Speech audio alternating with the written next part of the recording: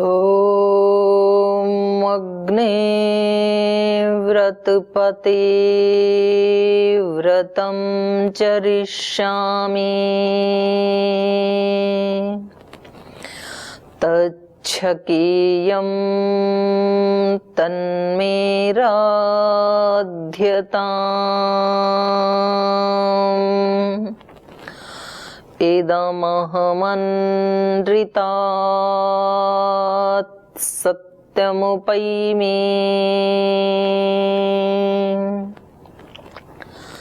ॐ पावकानः सरस्वती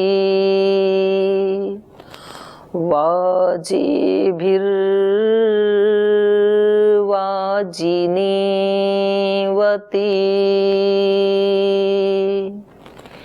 यज्ञं वष्टु धिया वसु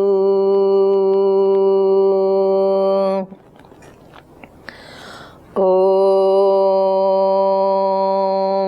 सहनाववतु सहनौ भुनक्तु सह वीर्यं करवावहै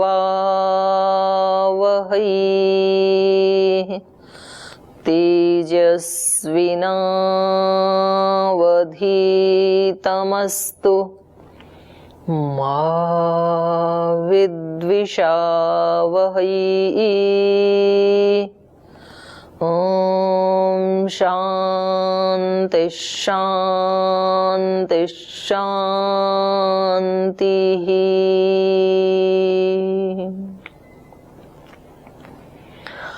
और इसी के साथ प्रातःकालीन जागरण मंत्रों का भी एक बार उच्चारण कर लेते हैं सभी। ॐ प्रातरग्निं प्रातरिन्द्रं हवामहे प्रातर्मित्रा वरुणा प्रातरश्विना प्रातर्भगं पूषणं ब्रह्मणस्पतिं प्रातः सोममुतरुद्रं हुवेम प्रातर्जितं भगमुग्रं हुवेम वयं पुत्रमदितेर्यो विधर्ता आध्रश्चिद्यं मन्यमानस्तुरश्चिद्राजा चिद्यं भगं भक्षीत्याह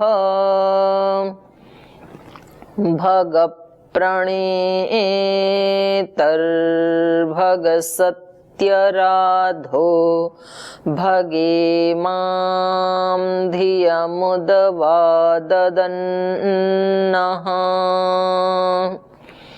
भगप्रणो जनय गोभिरश्वैर्भगप्रनृभिनृवन्तस्याम उतिदानीं भगवन्तस्यामोत प्रपित्व उत मध्ये अह्नाम्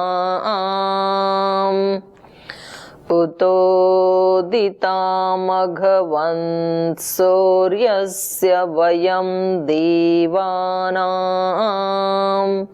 सुमतौ स्याम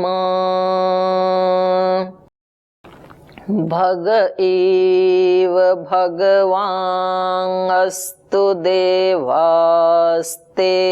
वयं भगवन्तः स्याम तन्त्वा भग सर्व इज्जो हवीति सनो भगपुर एता भवेह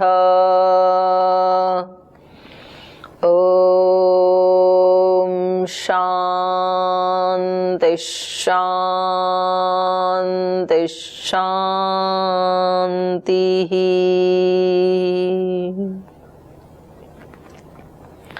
श्री परमात्मने नमः। श्री गुरुभ्यो नमः।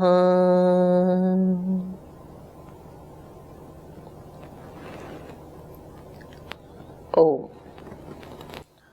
तो आज की इस सस्वर वेद पाठ की कक्षा में आप सभी भाई बहनों का हार्दिक स्वागत है, अभिनंदन है। और आज का दिन हमारे जीवन का सबसे स्पेशल दिन हो, ऐसी आप सब के लिए मंगल कामना है और संकल्प भी है। इस पाठ का नाम सस्वर वेद पाठ है और इसकी गणना स्किल इनहेंसमेंट में आती है। एक स्किल है ये भी। तो मैं ये कहना चाहूंगी कि वेद पाठ की स्किल भले ही हमें आए या ना आए, क्योंकि उसमें टाइम तो लगता है, लेकिन जीवन जीने की स्किल हमें आती है। ये वाला स्वर आप सीख जाएंगे, बहुत ही अच्छी बात है, पर इसमें कहीं कोई न्यूनता रहे तो चलेगा, लेकिन जीवन का स्वर कहीं खंडित नहीं होना चाहिए। वहां हम सस्वर होकर के रहें। और जब किसी व्यक्ति का जीवन सस्वर हो जाता है, जीने की कला से, स्किल से युक्त हो जाता है, तो वो व्यक्ति कहाँ तक अपने सुयश को फैला सकता है, ये कल आप सब लोगों ने देखा। परम पूज्य गुरुदेव एक छोटे से गांव से, एक छोटे से परिवार से निकल करके और अपने जीवन की एक ऐसी स्किल, जीवन की कैसी स्किल होनी चाहिए, हमारे गुरुदेव रोज हमें बताते हैं। जैसा जीवन हमारे ऋषि ऋषिकाओं का था, जैसा जीवन हमारे वीर वीरांगनाओं का था, वैसा जीवन हमारा भी हो। और वो केवल बोलते नहीं हैं, वो प्रतिपल उसको जीते हैं और एक लंबे समय से जी रहे हैं। तो कहाँ लंदन में बड़े बड़े लोग उस म्यूजियम को देखने के लिए आते हैं, बहुत बड़ी एक पेमेंट करके। तो कहाँ तो उसमें एक रोल मॉडल के रूप में शताब्दियों तक, युगों तक उसकी स्थापना होना। हमारे जैसे लोगों को, एक गांव के बालक को, एक गुरुकुल में पढ़े हुए बच्चे को कोई लंदन में जाने भी ना दे, उस म्यूजियम में घुसने भी ना दे। और कहाँ एक ऋषि परंपरा का गौरव, एक भारतीयों की जो आध्यात्म परंपरा का गौरव परम पूज्य गुरुदेव ने कल बढ़ाया है। तो ये बहुत बड़ी बात है हमारे लिए, एक बहुत बड़ा आदर्श है हमारे लिए। क्योंकि कोई व्यक्ति केवल कोट पैंट टाई पहन करके ही रोल मॉडल नहीं बन जाता है, कोई छोटे कपड़े पहन करके ही रोल मॉडल नहीं बन जाता है। साधारण कपड़ों में भी और बाहर से साधारण दिखते हुए भी व्यक्ति असाधारण हो सकता है। और उसका राज एक ही है कि अपना एक एक पल सेवा में बिताया, दूसरों की खुशी के लिए बिताया। और आज भी अपने जीवन के 18-20 घंटे सेवा में ही बिताते हैं। तो इससे बड़ी प्रेरणा हमारे लिए और क्या हो सकती है। एक व्यक्ति अपने जीवंत उदाहरण से हमें सिखा रहे हैं कि हमारे जीवन का स्वर कैसा होना चाहिए, हमारे जीवन की स्किल कैसी होनी चाहिए। हमने बहुत नजदीक से परम पूज्य गुरुदेव का जीवन वर्षों से देखा है। एक पल भी कभी वो व्यर्थ नहीं करते हैं। देखो, ये दुनिया तो बड़ी रंगीली चमकीली है।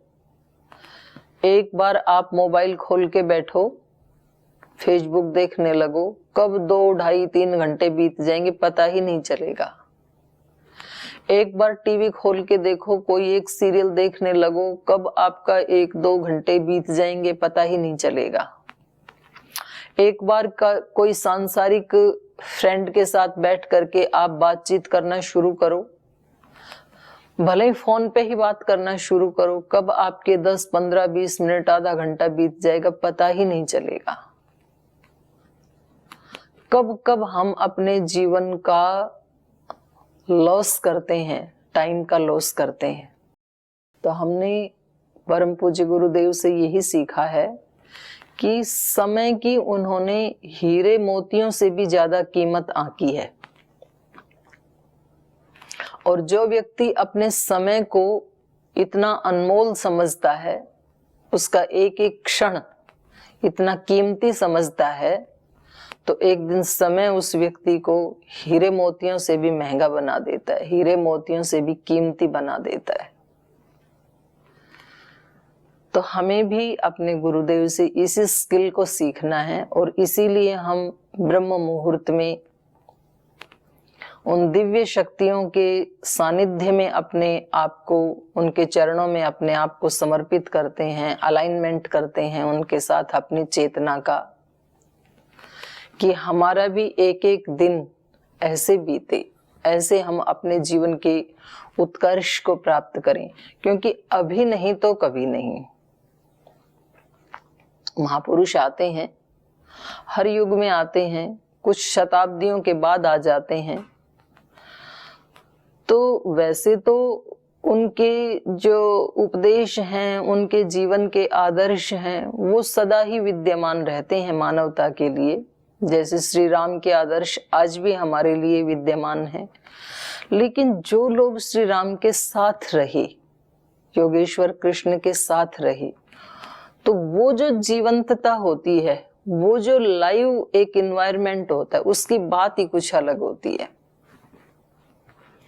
अब यूं तो सूर्य के अस्त हो जाने पर भी हम अपने कामकाज करते ही हैं, लाइटें जला लेते हैं, ट्यूबलाइट जला लेते हैं, ये सब भी अग्नि का ही विकल्प है। लेकिन जब सुबह भोर में प्रातः काल सूर्योदय होता है, उसके छटा ही कुछ अलग है।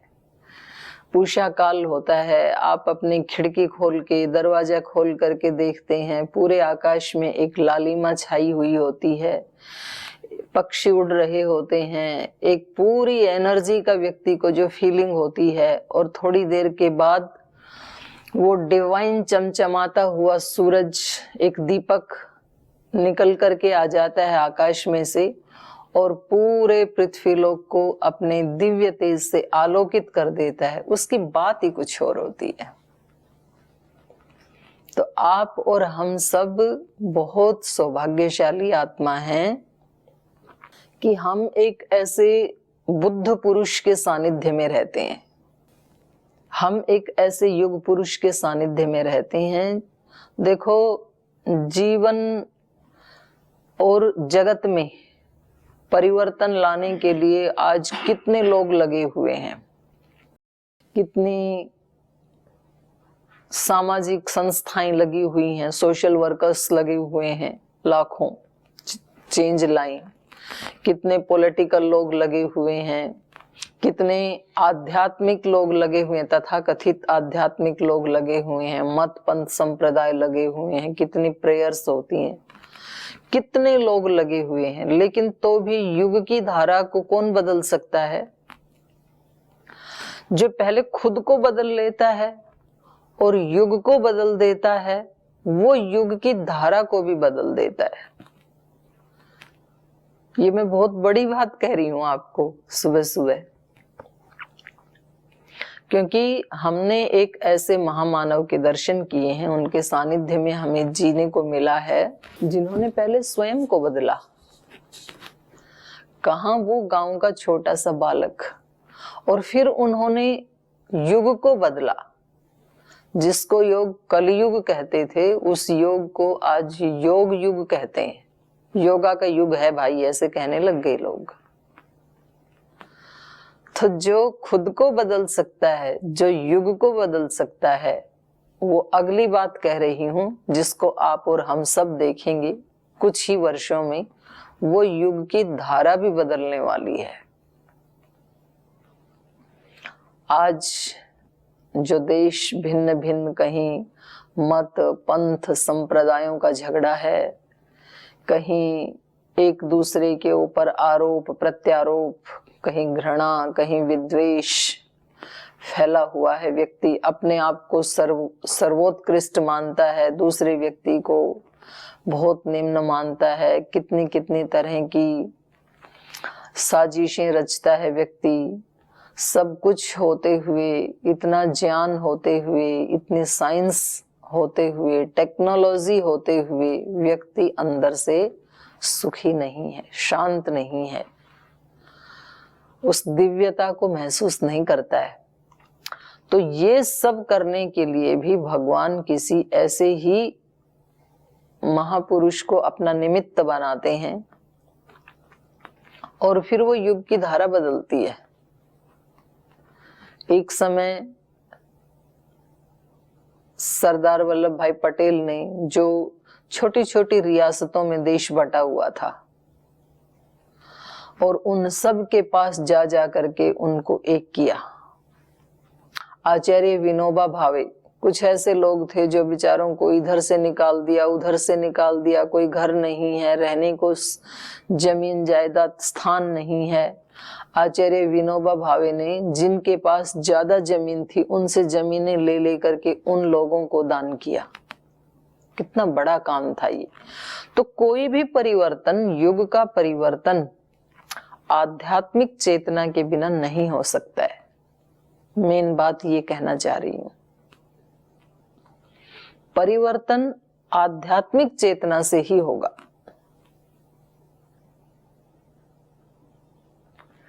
चाहे वो व्यक्ति का परिवर्तन है, चाहे समाज का परिवर्तन है, चाहे वो फिर युग का परिवर्तन है। आध्यात्मिक चेतना के बिना परिवर्तन संभव नहीं है। तो हम जो सूक्त पढ़ रहे थे, अग्नि सूक्त, अग्नि भी उस तत्व को कहते हैं जो ट्रांसफॉर्मेशन का काम कर सकता है, उसको अग्नि कहते हैं। अग्नि के ऊपर आप पानी और चावल दोनों अलग अलग रखो बटलोई में, और थोड़ी देर के बाद उसका रूपांतरण हो जाएगा। वो ना पानी दिखाई देगा वहां, ना वो वाले चावल दिखाई देंगे, तंडुल दिखाई नहीं देंगे, एक अलग चीज बन जाएगी। ट्रांसफॉर्मेशन हो गया। अग्नि में अशुद्ध सोने को रखा जाता है और अग्नि उसको शुद्ध करके कुंदन बना देता है। अग्नि पे आप ठंडे पानी को रखते हैं और थोड़ी देर के बाद वो भाप के रूप में परिवर्तित हो जाता है। तो ये ट्रांसफॉर्मेशन का जो कार्य है, रूपांतरण का, क्योंकि हम सब आत्माओं का रूपांतरण होना है, और रूपांतरण हमेशा आमूलचूल होता है। ऐसा नहीं होता है कि कुछ तो रूपांतरण हो जाए और कुछ पुराना बच जाए, ऐसा नहीं होता है। पूर्ण रूप से 100% होता है ट्रांसफॉर्मेशन हमेशा, जब भी होगा।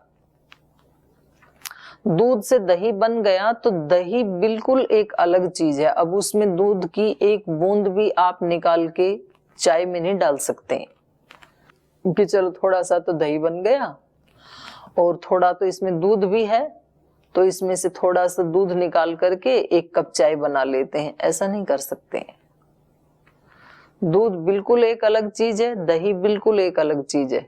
100% रूपांतरण हो गया।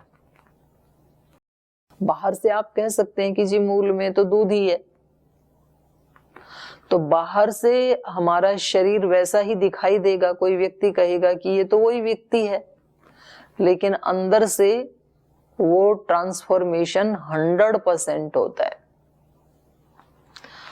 अभी वर्तमान में जो हमारी इंद्रियां हैं, ये इंद्रियां नहीं रहती हैं। फिर हर इंद्रिय का रूपांतरण,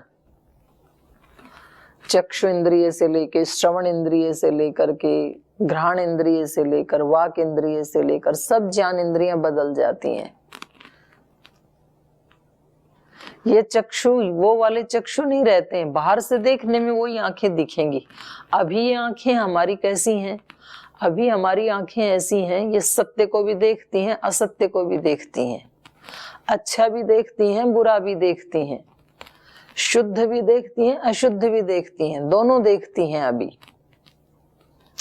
लेकिन जब योग से, आध्यात्मिक चेतना से एक तीसरा नेत्र खुल जाता है, वो नेत्र फिर दो नहीं देखता, एक ही देखता है, समता की दृष्टि हो जाती है। फिर जिसको समत्वम योग उच्यते कहा है, वो समत्व तीसरे नेत्र के खुले बगैर हो नहीं सकता है।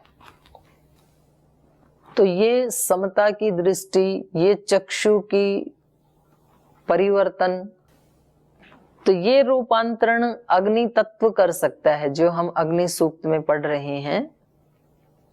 और इसको हमें फील करना होगा। मैंने कल भी बताया था, अग्नि के बहुत सारे अर्थ हैं। आचार्य भी एक अग्नि का ही रूप है। तो मनुष्य में रूपांतरण का काम एक आचार्य करता है, एक गुरु करता है। और गुरु भी वो जिसने अपना रूपांतरण किया है। जो एक प्रबुद्ध पुरुष, जागा हुआ बुद्ध पुरुष है, वो रूपांतरण कर सकता है। बाकी शब्द तो शब्द हैं, कोई भी व्यक्ति पढ़ सकता है, कोई भी सुन सकता है, कोई सुना सकता है। तो हमारा ये परम सौभाग्य है कि हम एक ऐसे ही आचार्य के सानिध्य में, ऐसे ही एक गुरु के सानिध्य में, एक प्रबुद्ध पुरुष के सानिध्य में हमें जीने को मिल रहा है। और इस समय बहुत सरल है रूपांतरण करना। इस समय जीवन के जन्म जन्मांतरों की जो धारा चली आ रही है हमारी इंद्रियों की, उनको रूपांतरित करना ये बहुत सरल है इस समय। क्योंकि आधा काम तो गुरु की कृपा कर देती है, आधा ही एफर्ट लगता है हमारा। तो हमें इसके प्रति जागरूक रहना और अपने मन में ये अच्छे से बिठा लेना है अब कि अब हमारे रूपांतरण की घड़ियां आ गई हैं। तो ये अपने आप में भी कितना सुखदाई है। जो हम शाम वाले पाठ में जो पढ़ रहे थे, योग दर्शन के 13 अंतराय, उनमें एक संशय आया था, व्याधिस्त्यान संशय प्रमाद आलस्य। तो संशय का मतलब क्या है? हमारे मन में क्लियरिटी नहीं होती है। हम पढ़ रहे होते हैं जरूर, हम वेद पाठ भी कर रहे होते हैं, दर्शन भी पढ़ रहे होते हैं, बट ये क्लियरिटी नहीं होती है कि अब मेरे रूपांतरण का समय आ गया।